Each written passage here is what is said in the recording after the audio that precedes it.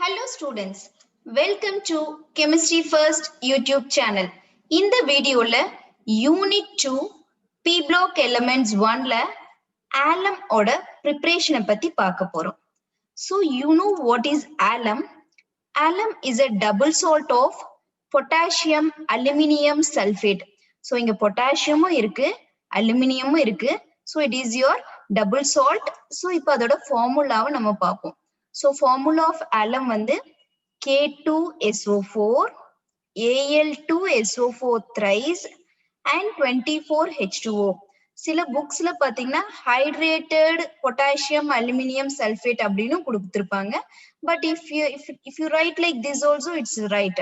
So potassium aluminium sulfate. So potassium இருக்கணும், ஈஸியா ஞாபகம் வச்சுக்கோங்க. potassium sulfate இருக்கணும், aluminium sulfate இருக்கணும். ஏன்னா Al3+ அதனாலதான் இங்க SO4 3 போடுறீங்க. அப்புறம் 24 water molecules இருக்கணும். So easily you can remember this formula.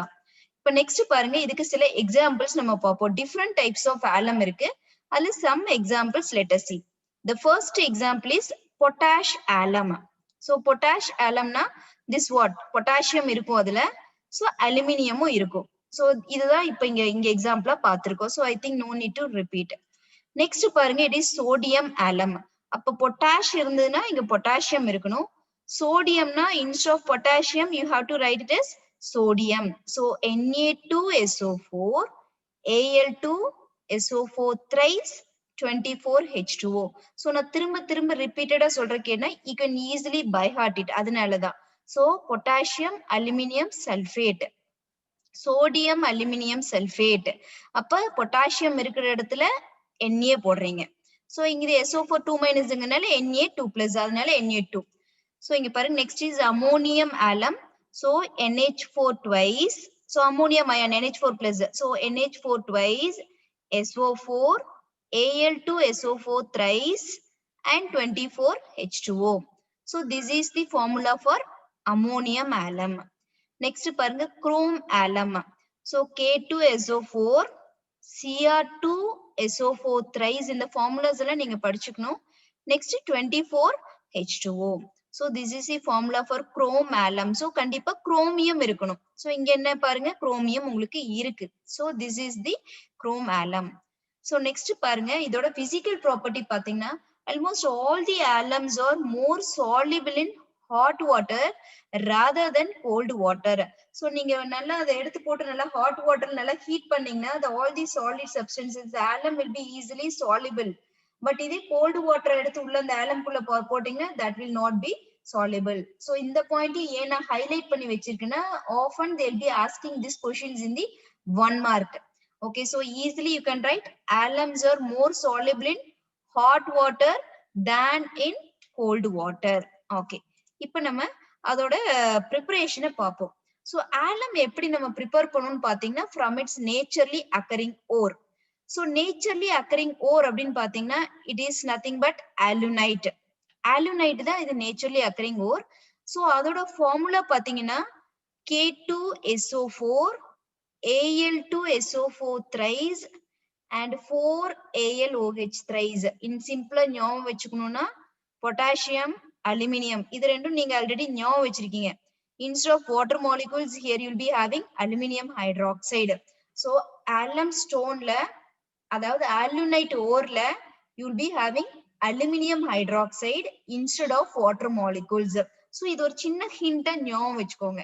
Remaining நீங்க அப்படியே ஈஸியா எழுதிடுவீங்க. இப்போ நம்ம என்ன பண்றோம்னு பாருங்க ப்ரிப்பரேஷனுக்கு. First we are taking this alum stone. This is your ore which you are getting naturally. So இந்த ஸ்டோன் எடுத்து இதுக்குள்ளார நல்ல சல்ஃபியூரிக் ஆசிட் போடுறீங்க, நிறைய சல்ஃபியூரிக் ஆசிட் போடுறீங்க. So you are treating this alum stone with excess of sulfuric acid. Okay, இப்போ அது sulphuric acid போட்ட உடனே என்ன ரியாக்ஷன் நடக்கும்? So let us see that. So அது போட்ட உடனே என்ன ரியாக்ஷன் நடக்கும்னா இங்க இருக்கிற அலுமினியம் ஹைட்ராக்சைடு நான் சொன்னேன். So this aluminum hydroxide will be converted to aluminium sulfate. So இந்த மாதிரி aluminium sulfate அது மாறிடும். Fine. So easily you can write it. alum stone எடுத்திருக்கீங்க, ஓர் எடுத்திருக்கீங்க, அந்த ஓருக்குள்ள excess of sulfuric acid போட்டிருக்கீங்க. So என்ன ரியாக்ஷன் நடக்கும்னு பாத்தீங்கன்னா, so this aluminium hydroxide present in this natural ore will be converted to aluminum sulfate. Okay, இத வந்து நம்ம chemical reaction பார்க்கலாம். So we have taken this K2SO4, Al2SO4 thrice, 4AlOH thrice. So இதான் நம்மளோட alum stone and this is the naturally occurring stone. So இந்த stone எடுத்து crush பண்ணி grind பண்ணி as usual procedure metallurgical process எல்லாத்தையும் பண்ணி to that powder we are adding your sulfuric acid. So இப்ப நமக்கு என்ன ஆகும்னு சொன்னேன், this aluminum hydroxide will be converted to aluminum sulfate. So let us see how it's happening. So இங்க பாருங்க, நமக்கு K2SO4 இது தனியா வந்துருச்சு ஹீட் பண்ணுனார. ரிமைனிங் நமக்கு என்ன வந்திருக்கு, இந்த அலுமினியம் ஹைட்ராக்சைடு ரியாக்டன்ட்ல ப்ராடக்ட் வரும்போது டிஸப்பியர் ஆயிருச்சு. ஏன்னா it has been converted to aluminum sulfate. Aluminum sulfate மாறிடுச்சு. So in your product you don't have aluminum hydroxide. So reactantல hydroxide இருந்தா productல water molecules கண்டிப்பா இருக்கும். This is a small hint. அதே மாதிரி productல water இருந்ததுன்னா reactantல கண்டிப்பா hydroxide இருக்கும். So இங்க பாருங்க reactantல hydroxide இருக்கு. So you can write கண்ண மூடிட்டு water molecules நம்ம எழுதிடலாம். Fine. So you have got K2SO4 அப்படியே எழுதிட்டீங்க. Next Al2SO4 thrice plus H2O. So இதுக்கப்புறம் நீங்க ரியாக்ஷனை வந்து பேலன்ஸ் பண்ணிக்கணும். So இங்க பாருங்க ஹைட்ரஜன் 6H2 இருக்குது. அதே மாதிரி இங்க எவ்வளவு இருக்குன்னு பார்த்துட்டு you have to you should balance your equation.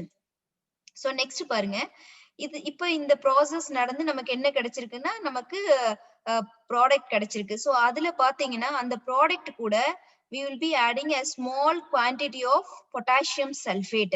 So potassium sulfate நம்ம ஏன் ஆட் பண்றோம்னா we have to get the potash alum.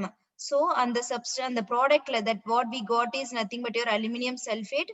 So அந்த aluminum sulfate குள்ளார we are adding your potassium sulfate. So அந்த potassium sulfate so கண்டிப்பா உங்களுக்கு அதுல water molecules இருக்கும். So இது react ஆகி உங்களுக்கு என்ன கிடைக்கும்னு பாத்தீங்கன்னா you will be getting potash alum. இந்த potassium sulfate, aluminum sulfate, இந்த water molecules எல்லாம் just one merge, just you remove the plus sign and you write as like that. இது easy hint. So அப்படியே எடுத்து எழுதிடுறீங்க. So just வந்து previously கிடைச்ச அந்த product கூட just you are adding a small quantity of calculated quantity of potassium sulfate. So you get the potash alum. So that is K2SO4, Al2SO4 thrice, 24 water molecules. So இந்த வரது வந்து purified by recrystallization. So உங்களுக்கு recrystallization என்னன்னு தெரியும். So it is a purification process which is used for the solid compounds. So solid வர compounds எல்லாம் நம்ம இந்த process யூஸ் பண்ணி தான் நம்ம என்ன பண்ணுவோம், purify பண்ணுவோம். So that process only we are calling by the name called as recrystallization. Okay. So இப்ப இதுக்கு related ஆன one more questions பார்ப்போம். Which among the following is double salt? So அது என்னது, potash alum. So remaining எல்லாம் பாருங்க potassium sulfate, aluminum sulfate, ammonium sulfate கொடுத்திருக்காங்க. But our double salt is potash alum. K2SO4, Al2SO4 thrice. Next பாருங்க, consider the following statements. Alums are more soluble in hot water than in cold water. Alums are more soluble in cold water than in hot water. Potash alum is employed a styptic agent to arrest bleeding. So இதுல எது வந்து not correct அப்படின்னு கேட்டிருக்காங்க. not correctனா உங்களுக்கு என்ன option வரும்னா second one தான் வரும். ஏன்னா கரெக்ட் ஆன்சர் எது, more soluble in hot water. Wrong answer எது, it's more soluble in cold water. So second one will be the correct answer. இதுல 2 marks பாருங்க. What happened when potash alum is treated with ammonium hydroxide? Next one, write the preparation of alum. So இந்த ரெண்டு questions-உம் நீங்க ஈஸியா எழுதிடுவீங்க. So hope you have understood the preparation of potash alum. So உங்களுக்கு இந்த video பிடிச்சிருந்தா like பண்ணுங்க, share பண்ணுங்க and subscribe to Chemistry First YouTube channel. Thank you and see you all in the next video.